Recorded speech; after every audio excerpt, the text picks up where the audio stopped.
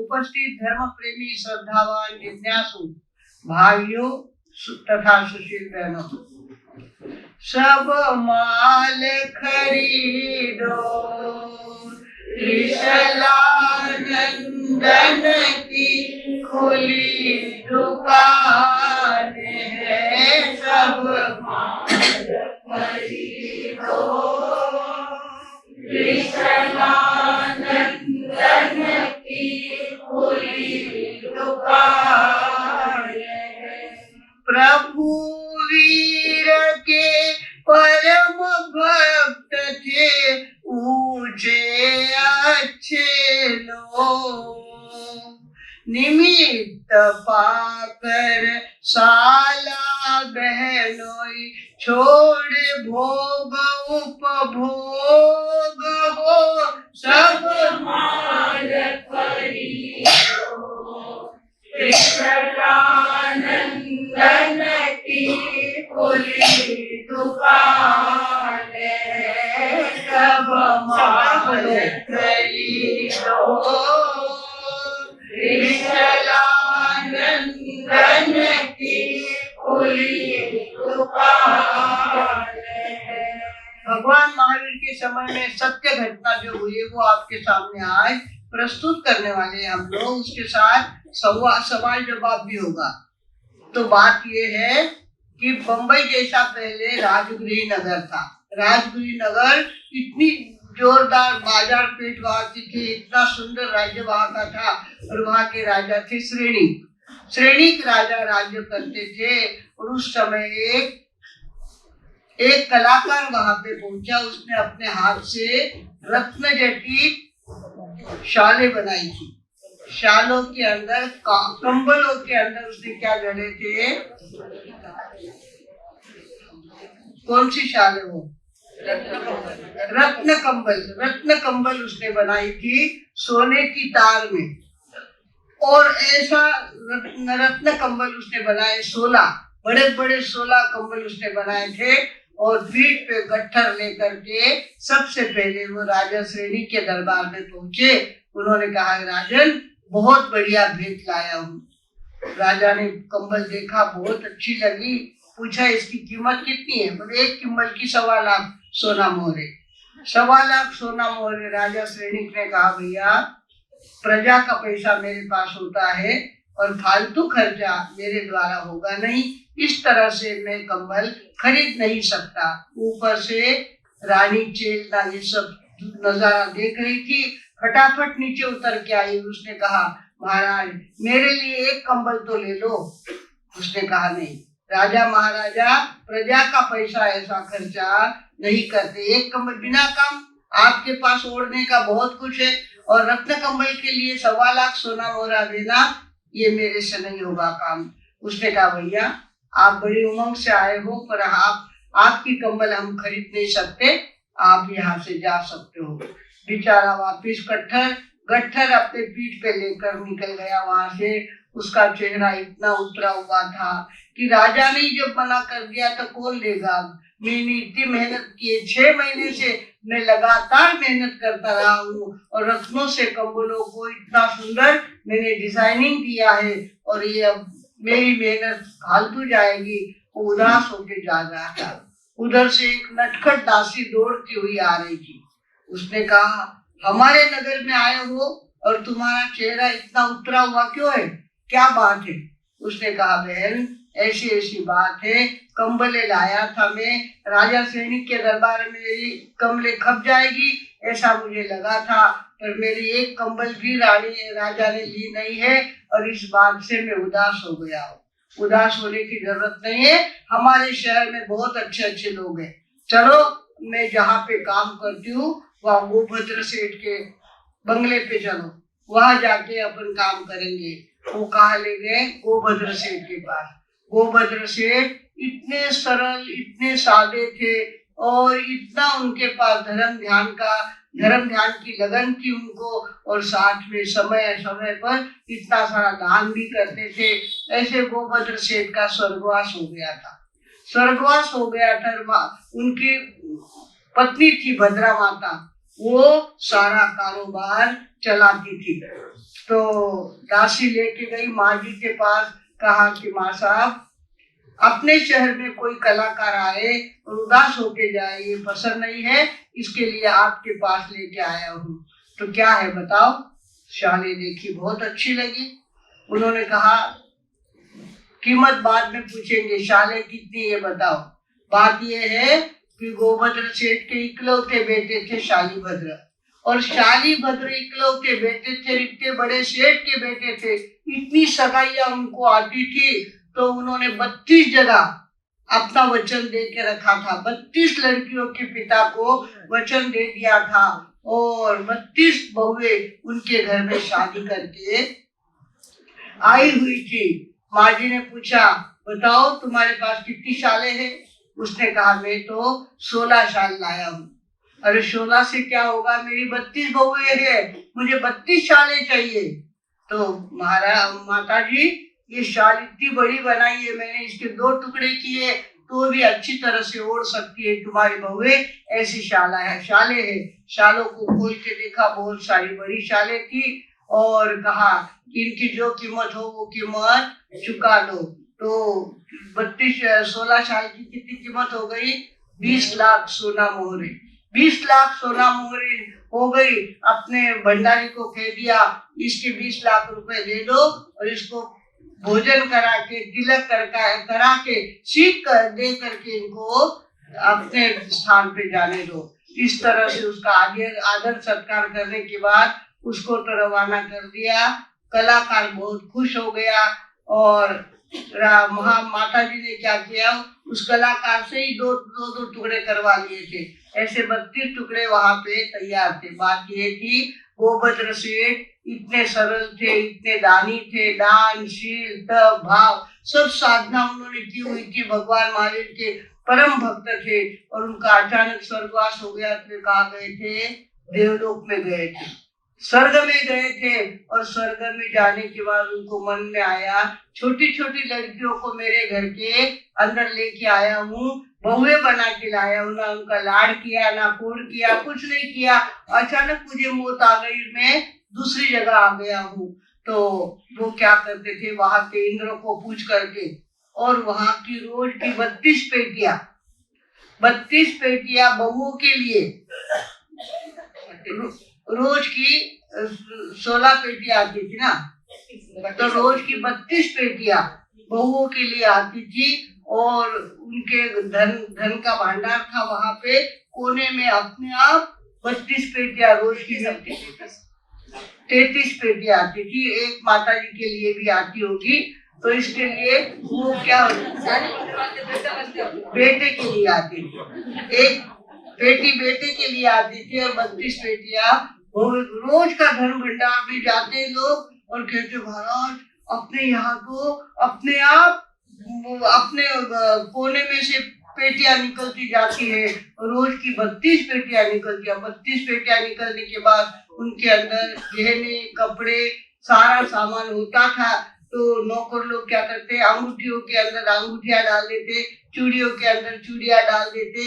इस तरह से उसका क्या करते, डिवाइडेशन करा देते, और रोज का घर में इतना धन बढ़ रहा था। बहुओं के लिए तो कोई कमी नहीं थी किसी बात की, और इतना ज्यादा पहनना ओढ़ना उनका चालू था। ऐसे में क्या हो गया, माता जी ने समाचार भेजे कि बहुओं को कहो कि नीचे आवे। क्या कहा? नीचे आवे। बड़े घर की बहुएं, इतनी शान में रहने वाली, और नीचे उतरना उनके लिए बहुत बड़ी बात थी। उन्होंने कहा, माँ जी ने अभी क्यों बुलाया हमको? तो देखने कहा, देखो कुछ भी हो, बड़ों की आज्ञा पालन करना है, अपने माता पिता ने अपनों को सिखाया है, तो अपने को माँ जी ने बुलाया है तो जाना पड़ेगा। गई वहां पे, अल्लाह आगे पल्ला लेकर के माँ जी के पैर छुए, और माँ जी क्या करती रही, एक एक बहू को 1-1 शाल का टुकड़ा देती रही। तो 32 बहुएं थी, 32 टुकड़े उन्होंने क्या कर दिए, बहुओं में बांट दिए। बहुओं ने वो देखे टुकड़े, और ऊपर जाते जाते पेट पकड़ पकड़ के हंसने लग गई। इस टुकड़े के लिए हमको नीचे भेजा, बोले इस टुकड़े के लिए नीचे भेजा, अपने यहाँ कहाँ कमी है, कब गहनों की कमी नहीं, कपड़ों की कमी नहीं, और माँ जी को क्या यहाँ सूझी है, साठी और बुद्ध घाटी, बोले इस तरह से हमको नीचे बुलाया, और क्या दिया, तो ये टुकड़ा दिया। इसके टुकड़े का क्या करेंगे हम? एक बहू ने कहा, देखो बड़ों ने दिया हुआ प्रसाद होता है, और वो प्रसाद चाहे एक दिन आप पहना, दूसरे दिन स्नान करके शरीर पोंछ के उसको खिड़की से बाहर फेंक देना, पर एक दिन तो उनका सम्मान करना ही पड़ेगा। अब उन्होंने क्या किया, सबको पटी ये बात, बहुत अच्छी लगी बात, और उन्होंने क्या किया, दूसरे दिन स्नान किया, स्नान से शरीर पोंछा और खिड़की से वो रत्न कंबल हो नहीं तो कुछ भी हो, बड़े घर की बहुएं थी, उनको कोई इसकी कीमत नहीं थी, और उन्होंने सारी खिड़की से बाहर फेंक दी। उनके यहाँ क्या, मेहतरानी झाड़ू लगाने के लिए आती थी, तो बहू झाड़ू लगाती थी आंगन का, और सासू जाती थी राजा के महल में झाड़ू लगाने के लिए। मेहतरानी थी, वो जा रही थी। आज कचरे में बहुओं को क्या मिली, 32 रत्न जड़ित शाले कचरे में मिली उनको, मेहतरानी को मिली, और मेहतरानी अपनी टोकरी में सारी शाले इकट्ठी करके घर लेके आई। दूसरे दिन सासू जब राजमहल में गई तो एक शाल ओढ़ के गई, शाल ओढ़ के गई, और रानी चेलना ने देखा कि कल की शाल आज इसके शरीर पे है, क्या बात है? उसने पूछा, कहाँ से चुरा के लाई हो शाल? क्या पूछा? मेहतरानी को पूछा। रानी चेलना, थोड़ा आवाज कम कर भैया। रानी चेलना ने कहा, ये कहाँ से चुरा के लाई? हम चुरा के क्यों लाएंगे? हमारे राजगृह नगरी में बहुत अच्छे अच्छे लोग रहते थे, ये तो कचरे में मेरी बहू को शाले मिली है, एक नहीं 32 टुकड़े वो लाई है, उसमें से एक टुकड़ा मैं ओढ़ के आई हूँ। ओहो, अब रानी को तो इतना गुस्सा आ गया, मतलब हम तो मेहतरानी से कहे बिटे हो गए, बोले और हमने कहा राजा ने नहीं लिया, और वहां इतने टुकड़े कचरे में मिल गए इनको, वो तो रूठ के बैठ गई। आज नौकाशी वापरने के लिए राजा सैनिक आए तो रानी आई नहीं, रानी रूठ के बैठी हुई थी। कहा, आज महारानी जी नहीं पधारे, क्या बात है? तो कहा, वो तो रूठे हुए हैं और अपने कमरे में बैठे हुए हैं। अब राजा वहां गए और कहने लगे, क्या बात हो गई, क्यों इतनी, किस बात का गुस्सा आ गया, किसने तुम्हारा इंसल्ट किया, किसने अपमान किया, बताओ हमको। किसी ने अपमान नहीं किया राजे, हम तो मेहतरानी से गए बिटे हो गए हैं। मेहतरानी जो शाल मैंने चाही थी वो शाल मेहतरानी ओढ़ के आई, और हम लोगों को एक शाल भी आपने नहीं लेके दिए, इस बात का हमें बहुत दुख हुआ, इसके लिए हम रूठे हुए हैं। कमी कर बवा तेरी। तो इस तरह से रानी को मना करके राजा ने कहा, देखो हम प्रजा के सेवक हैं, कहने के लिए राजा है, और प्रजा का कर हमारे पास इकट्ठा होता है और उससे हम सारा खर्चा चलाते हैं। ऐसा फालतू खर्चा राजा ने करना ये शोभा नहीं देता, इसके लिए मैंने शाल नहीं ली थी। पर हमारे नगरी में ऐसा कोई सेठ है जो 32 शाल खरीद के ला सकते हैं, मेहतरानी को 32 शाल का कचरा उनके आंगन में मिल सकता है। ऐसे सेठ का अगर हमको देखना चाहिए, कौन ऐसे सेठ है वो देखना चाहिए। राजा ने कहा कि रथ तैयार करो, हम वहां जाएंगे। और रथ तैयार किया, राजा जी बैठे रथ पे, और रथ कहा जाने लग गया, गोभद्र सेठ के घर की तरफ जाने लग गया। दासिया दौड़ती हुई आई, माँ जी स्वयं राजा आ रहे अपने घर, स्वयं राजा अपने यहाँ आ रहे हैं, अपना रास्ता उन्होंने ले लिया है। माँ जी ने कहा, आने दो, मेरे बेटे समाने राजा, और आने दो, उनका स्वागत करेंगे। और इस तरह से राजा का रथ गोभद्र सेठ के घर के सामने ठहरा। राजा वहां उतरे और उतर करके बैठने लगे। तो माँ जी ने कहा, राजन ये तुम्हारी जगह नहीं है, या तो नौकर चाकर रहते हैं, नौकर चाकर का आना जाना होता है, आम रास्ता ये लकड़ी की कारागिरी वाला, उनका तल घर कैसा था, लकड़ी की कारागिरी की हुई थी, इतना सुंदर था वो तल मंजिला, देख के बनता। पर माता जी ने कहा, यहाँ नहीं रुकना, अपने को ऊपर जाना है। ऊपर गए तो कांच की पायरिया, कांच का महल था वो, ये बैठने की जगह नहीं है, यहाँ तो हमारे आड़ती आते हैं ना, वो बैठते हैं। आरतियों के बैठने के लिए ये जगह है। पहला तो नौकर चाकर नीचे रहते हैं, पहले मंजिल पे आरती रहते हैं। उसके बाद गए तो सारा चांदी का जीना, चांदी के दरवाजे, चांदी के सोफा सेट, सारा चांदी का सामान, ऐसा पहला मंजिला था, देखते बनते ऐसा बना हुआ था। तो इस तरह से राजा ने सोचा यहाँ तो बैठने को मिलेगा, यहाँ की चांदी की कुर्सियां देखते ही बनती है, इतनी सुंदर डिजाइन उस पर बनाई हुई और चांदी ऐसी चमक रही है, सारा पॉलिश किया हुआ सामान है, यहाँ तो हम बैठ सकते हैं। तो माँ जी ने कहा बेटा यहाँ तो मेहमान लोग आते हैं ना, वो देते हैं, यहाँ मेहमानों की जगह है, यहाँ तुम तो राजा हो, इतने बड़े हो, तुम यहाँ नहीं बैठ सकते। आगे चले तो सारा सोने का मंजिला कैसा था, उनकी मंजिल सोने की थी, तीसरी मंजिल सोने की थी और सोने के देखो तो सारा सामान सोने का था, टीपॉय सोने का, सोफा सेट सोने का, कुर्सियां सोने की, सब सोना का भरा हुआ था। और कहा कि यहाँ हम बैठ सकते हैं। तो उसने कहा यहाँ विशेष लोगों के बैठक की ये जगह है हमारी, आप यहाँ बैठ सकते हो।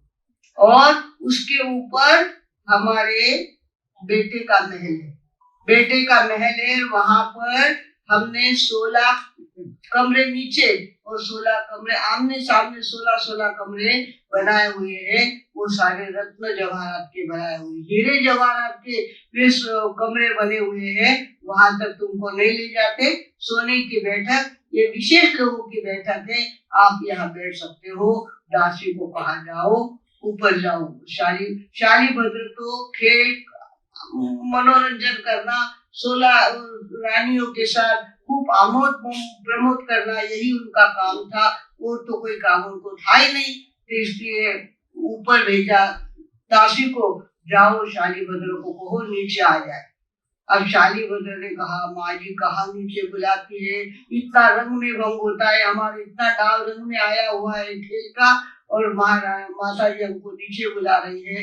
अब माँ जी ने कहा है तो जाना ही पड़ेगा, इसके लिए वो कहा गए नीचे आए। तब तक तो पसीना पसीना हो गया उनके, इतने कोमल थे, इतने नाजुक थे और इतने लाड प्यार से पाले हुए थे, उनको एक जीना उतरना भी बहुत बड़ी बात थी, और नीचे उतर से पसीना पसीना हो गए। तो माँ जी ने कहा बेटा ये अपने नाथ है, ये अपने स्वामी है, ये अपने मालिक है, या नगरी के राजा है ये, और इनको आपसे मिलना था, इसके लिए तुम्हें बुलाया।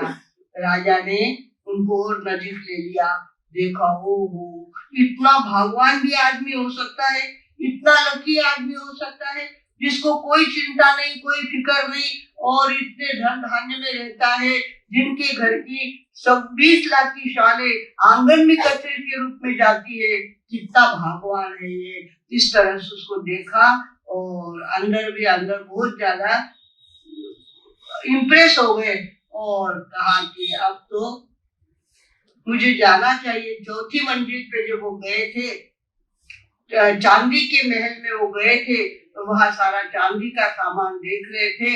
उस समय उनको लगा कि मैं राजा होकर के किस तरह से रहता हूँ, और ये सेठ होकर के इनके घर में इतना सामान है, इतना सारा सजावट का दिखावा है, और मेरे यहाँ तो कुछ नहीं है। ऐसी उंगली कर रहे थे तो हाथ की उंगली क्या हो गई, हाथ की अंगूठी नीचे पड़ गई। तो आदमी की आदत होती है, नीचे देखने लगे, अंगूठी कहाँ गई देखने लग गए। तो दासी को माँ जी ने कहा बेटा तुम्हारा ध्यान ही नहीं आता क्या, जाओ अपनी अंगूठियां लेके आओ। वो गई और पराग भरा हुई, इतनी अंगूठियां रोज की आती थी उनके यहाँ पे, इतनी पेटियां स्वर्ग से आती थी, एक पराग भर की अंगूठियां लेकर के सामने आ गई। बेटा तुमको जितनी चाहिए और जो चाहिए वो सारी अंगूठियां तुम ले लो। वो तो शर्म के मारे एकदम पानी हो गए, नहीं रहा माता जी मुझे कुछ नहीं चाहिए, मेरे पास बहुत कुछ है, और मैं यूं ही आदत के लाचार होकर के अपनी अंगूठी को देख रहा था। अपनी अंगूठी गई तो कोई फिक्र नहीं है, आप चिंता मत करो, इसमें से एक भी अंगूठी में लेने वाला हूँ नहीं, और फटाफट नीचे उतर गए, रथ पे बैठे और कहाँ चले गए, अपने राज में चले गए भागवानों। इस तरह से राजा श्रेणी दर्शन दे के गए। उसके बाद शालीभद्र के मन में विचार चालू हो गए कि ओहो, हम इतने बड़े, लोग कहते हैं हमको बड़े कहते हैं, हमारे पास धन दौलत बहुत है, पर अपने माथे पे किसी का साया है, अपने माथे पे कोई और है जिसके आने के बाद हमको नीचे उतर के आना पड़ता है। अब तो ऐसा कर्म करना कि जो सिद्ध बुद्ध और मुक्त कर दे। भगवान महावीर रोज व्याख्यान में फरमाते हैं, रोज ये बात कहते हैं, पर हमारे ध्यान में नहीं आती। हमारे आंख पर भोग उपभोग का चश्मा चढ़ा हुआ था और अब हमको भगवान महावीर के रास्ते पे जाना है। कुछ भी हो, हमारे ऊपर कोई है, इसके ऊपर हमको जाना है। और नाथ, मेरे ऊपर कोई नाथ है, ऐसे नाथ को मुझे ऐसी गुलामी नहीं चाहिए। मुझे इतना आजाद चाहिए कि जैसे भगवान ने कहा सिद्ध बुद्ध और मुक्त हो जाता है, वो संपूर्ण आजाद बन जाता है, और मुझे वैसा ही करना है। गए थे तब तो खेलते खेलते गए थे, और ऊपर चढ़े तब तक तो इतना चिंतन, पहले जन्म की बहुत सारा कमाई करके आया हुआ जीव था, तो एकदम चिंतन गहरा गहरा उतरने लग गया। और ऊपर चढ़े तब तक तो पूरी भावना उनकी बदल गई। ये भोग उपभोग सारा क्या है, नाटक है सारा, और इसके अंदर मन रमाना बुद्धिमान लोगों का काम नहीं है। इस तरह से विचार करते जा रहे थे। सारी रानियां देखने लग गई। गए तब तो इतने हंसी खुशी के साथ गए थे, और आए तब इतना चेहरा उतरा हुआ है, क्या बात है। शालीभद्र ने कहा देखो, भगवान महावीर की वाणी मेरे कानों में गूंज रही है। रोज भगवान महावीर व्याख्यान में कहते हैं ये नश्वर भोग उपभोग क्षणिक है, टकलादी है और नष्ट होने वाले हैं, और इसके पीछे मैं भी पागल हो गया। तुम्हारे साथ में खेलने में मुझे आनंद आने लग गया। नहीं, अब तो भगवान की वाणी का आचरण करना है और वहां जाना है। मुझे भगवान के चरणों में जाकर के अपनी सेवा देनी है और अपना कठोर जीवन बनाना है। पैदल चलना है, माथे की लोच करनी है, ओछरी लाना है, सब कुछ मुझे वो करना है। अब ये बहुत हो गया, अब मुझे वो काम करना है। सारी रानी, बेचारी बहुएं सारी घबरा गई। अगर ये चले गए, एक ही चला गया तो बिंदियों का क्या करेंगे, खाली बिंदिया क्या काम आने वाली है। दौड़ती हुई माँ जी के पास गई और माँ जी को कहा आपके बेटे तो राजा श्रेणी के आके गए, पूरे बदल गए हैं। कहते हैं ये आमोद प्रमोद मुझे कुछ नहीं चाहिए, अब भगवान की सेवा में मुझे जाकर के अपना जीवन बिताना है। माँ जी ने बेटे को बुलाया, बेटा इस तरह से मत करो, ये 32 लड़कियां तुम्हारे भरोसे यहाँ पे आई हुई है, और ये क्या करेगी अगर तुम चले जाओगे। उनको कहो कि जिधर मैं जाता हूँ तुम भी आओ, पर मैं तो अब अपना निश्चय बदलने वाला हूँ नहीं, मुझे तो भगवान के चरणों में ही जाना है। माँ जी ने कहा अरे भैया, कम से कम 32 लड़कियों के 32 दिन तो घर में रहोगे ना। 32 दिन, एक एक लड़की के लिए एक एक दिन, एक एक बहू के लिए एक एक दिन, इस तरह से 32 दिन और घर में रहो। उनको लगा हो सकता है इसकी भावना बदल जाए, ये वापिस पहले जैसे रंग में आ जाए। इसके लिए उन्होंने कहा कि ठीक है 32 दिन आप माँ जी तुम कहती हो, तुम्हारी आज्ञा है तो 32 दिन मैं घर में रहूंगा। और एक एक दिन उनका एक एक रानी का पूरा होने लगा। रानियों ने बहुत उनके हाव भाव किए, क्या क्या बातें उनसे करी, कितने गीत उनको सुनाए, पर यहाँ तो इतना पक्का रंग भगवान महावीर के वाणी का लगा हुआ था कि बहू की किसी भी एक्शन पे शालीभद्र का मन पिघलता नहीं था, और वे तो और ज्यादा मजबूत होते जा रहे थे। तो इधर शालीभद्र को एक ही बहन थी जिसका नाम था सुभद्रा। गोभद्र सेठ को एक लड़का और एक लड़की, दो ही थे। लड़का था शालीभद्र और बेटी थी सुभद्रा। सुभद्रा उसी शहर में, बम्बई जैसा शहर था राजगृह, तो उसी शहर में धन्ना जी रहते थे, और धन्ना जी की 8 रानियां थी। धन्ना जी की आधी उम्र हो गई थी और उनको रोज नित नए कुछ ना कुछ नखरे ध्यान में आते, आज उनके ध्यान में आया गर्मी के दिन चले आ रहे हैं, तो आज हम ठंडे पानी से, सुगंधित पानी से 8 रानियों के हाथ से स्नान करेंगे। 8 रानियां अपना अपना लोटा पानी का मेरे पीठ पे डालेंगी और मैं स्नान करूंगा, और ठंडे पानी से स्नान, सुगंधित जल से मुझे स्नान करना है। तो इधर उनके स्नान की तैयारी होने लग गई। पहला नंबर सुभद्रा का ही था, सुभद्रा ही उनकी पट्ट रानी थी, और कहा कि पहला लोटा तो सुभद्रा ही मेरी पीठ पे डालेगी। इस तरह से धन्ना जी नहाने के लिए बैठे, खुले चौगान में नहाने के लिए बैठे। सुगंधित जल उनके लिए तैयार था, चांदी की बाल्टी, चांदी का लोटा, और उसके अंदर सुगंध डाला हुआ, और सुभद्रा स्नान कराने के लिए वहां गई। स्नान चौगान में गई, चौक में स्नान कर रहे थे वो। चौक में स्नान करने के लिए गई, उनको लगा, शालीभद्र को लगा था, धन्ना जी को लगा था कि अब मेरे पीठ पे ठंडा पानी पड़ेगा, और दो नीचे बात देख रहे थे ठंडे पानी की। तो उधर सुभद्रा को क्या हो गया, रोना आ गया। मेरा भाई रोज एक एक पत्नी को छोड़ रहा है, मेरा भाई इनसे छोटा है, मेरे से छोटा है मेरा भाई, और उसको इतना बेरा आ गया। भगवान महावीर की वाणी याद आ गई है, वो एक एक रानी छोड़ रहा है, और इनको देखो आधी उम्र हो गई, अभी और इतने नखरे इनको याद आ रहे हैं। आज ठंडे पानी में चौक में हम स्नान करेंगे, ऐसी बात मन में आ गई। तो उसको रोना आ गया, तो गर्म आंसू धन्ना जी के पीठ पे पड़ा। धन्ना जी ने देखा ठंडा पानी पड़ना चाहिए था, तो गर्म पानी, गर्म स्पर्श से क्या हुआ, पीछे मुड़ के देखा तो सुभद्रा की आंख में आंसू बह रहे थे। भाई की याद आ रही थी, और भाई की याद आने के कारण उसको ऐसे ससुराल में जाने के बाद हमारी बहनों को भाई का बहुत कोड आता है। पहले भाई से लड़ते, कवारे होते तब तक, जगह के लिए लड़ेंगे, थाली के लिए लड़ेंगे, गिलास के लिए लड़ेंगे, ये मेरा करेंगे। पर ससुराल जाने के बाद उनको ध्यान में आता है ससुराल क्या चीज होती है और पियर क्या चीज होती है। और भाई, जब भाई की याद आती है तो हमारी बहनें आंसू रोक नहीं सकती। सुभद्रा को भी इतने आंसू आ रहे थे, तो उसने कहा क्या बात है, बताओ, उदास क्यों हो गई तुम? हमारे राज में किसी चीज की कमी नहीं है, कोई चीज की अभाव नहीं है, और तुम्हें रोना क्या आ रहा है? किसी ने तुम्हारा अपमान किया है क्या?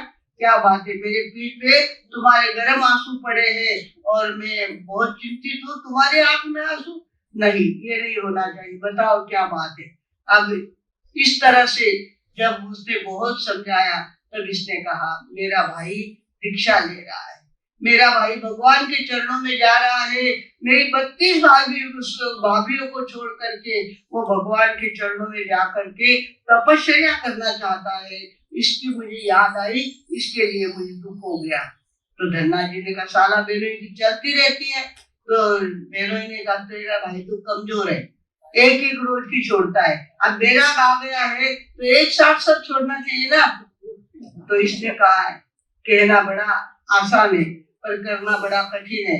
32 रानियों का मुंह छोड़ना कोई सामान्य बात नहीं है। मेरा भाई इतना कर रहा है, आपको तो अभी तक आधी उम्र हो गई है और चौक में स्नान करने की मन में आ रही है, और मेरा भाई रोज की एक पत्नी को छोड़ रहा है। तो उसने कहा ऐसी क्या बात है, कहना तो सरल है पर करना बड़ा कठिन है। जिसने कहा, सुभद्रा ने कहा, पति को कहा, धन्ना जी को कहा, कहना बड़ा सरल है, करना बड़ा कठिन होता है। प्रैक्टिकल में बहुत बड़ी बात होती है। भगवान महावीर का धर्म अपनाना कोई सामान्य बात नहीं है, और दीक्षा लेना तो बहुत बड़ी बात है।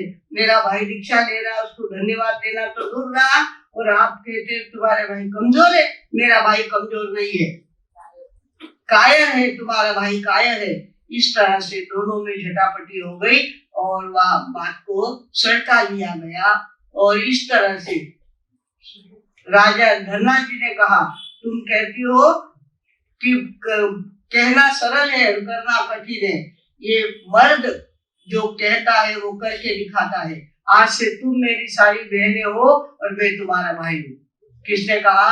धन्ना जी ने कहा।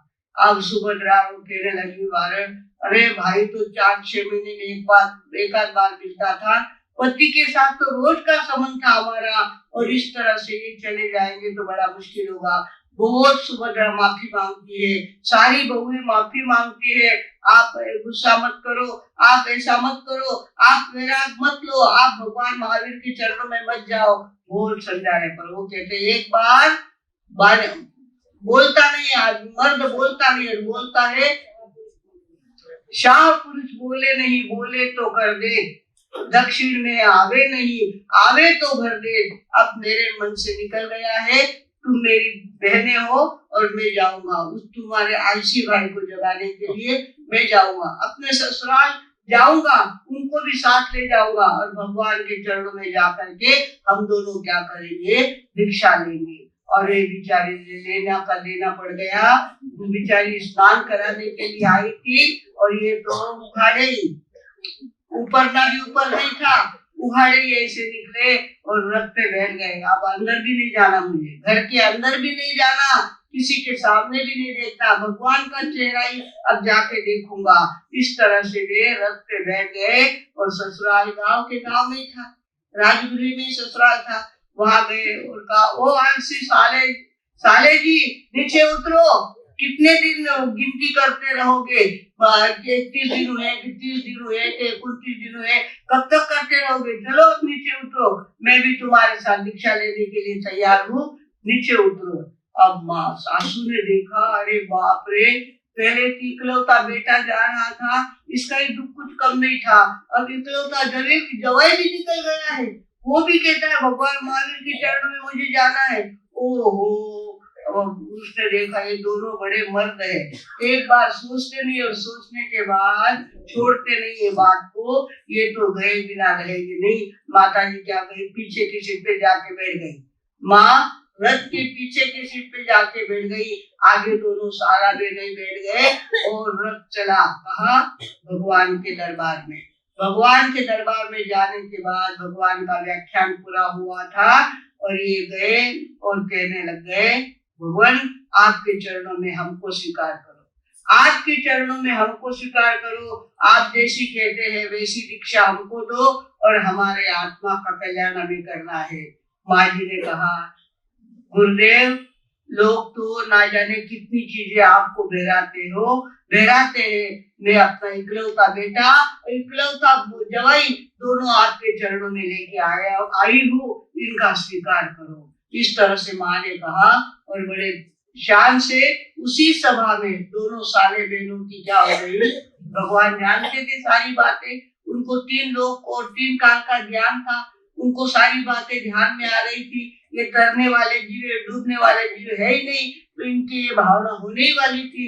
उन्होंने भगवान ने क्या कर दी, उनको दीक्षा दे दी। दीक्षा लेने के बाद उन दोनों ने क्या कर लिया, कहा कि देखो खाते पीते तो हम खूब आए, हमने अपने घरों में खाना पीना हमने बहुत किया है, अब तपस्या करनी है हमको, आप हमें आज्ञा फरमाओ, हम तपस्या करेंगे, रोज का 1 दिन का उपवास तो रहेगा, 1 दिन उपवास 1 दिन पालना ये तो चलने ही वाला है, इसके आगे भी हमको तपस्या करनी है।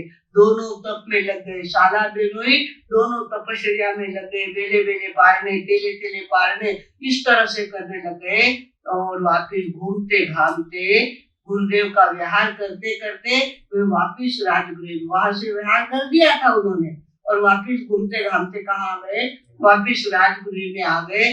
राजगृह में आने के बाद दोनों साला बहनों ने कहा, भगवान अब हमको संथारा लेना है, संथारा लेना है। और कौन सा पर्वत है राजगृह में, वैभारगिरी पर्वत, वैभारगिरी पर्वत पे जाकर के हम संथारा लेंगे। और वैभारगिरी पर्वत पे भगवान की आज्ञा लेकर दोनों वहां चढ़ गए और तपस्या के पचवान कर लिए और कहा जाके पेड़ के नीचे जाके कहा, इतना उनके पास शक्ति थी, इतनी संपत्ति थी, सब कुछ होते हुए भी जंगल में जाकर के दोनों संथारा ले लिया। और उसमें संथारा कौन सा लिया, पादोपगमन संथारा। पादोपगमन संथारा यानी पेड़, पादप कहते हैं पेड़ को, तो पेड़ जैसा गिरता है टेढ़ा तो टेढ़ा, जैसा पड़ा है वैसा हिलता है, जब वापिस गिरने के बाद नहीं हिलता। इस तरह से उन्होंने भी क्या कर दिया, पादों को संथारा ले लिया और जैसे दावे अंग पर सोए हुए थे तो बाई आंख पर दाई शरीर पे दाई साइड में सोए थे, दाई साइड में। जैसे वो सोए वैसा उन्होंने वापस हाथ भी हिलाया नहीं, पैर भी हिलाया नहीं, उंगली भी हिलाई नहीं। इस तरह से एक एक दिन के बाद एक एक दिन जा रहा था। दोनों संसारे में थे। माजी को पता चला कि महाराज साहब वापिस अपनी नगरी में आए हैं। तो माजी रथ पे बैठकर भगवान महावीर के दरबार में पहुंची। सबको देखा और उनका बेटा, उनका जवाई दिख नहीं रहा। भगवान को पूछा, भगवान आपके दोनों छोटे चेले कहाँ गए? और दोनों ने दीक्षा ली थी। उन्होंने कहा, माजी वो वैभारगिरी पर्वत के ऊपर संठारा लेकर के सोए हुए हैं।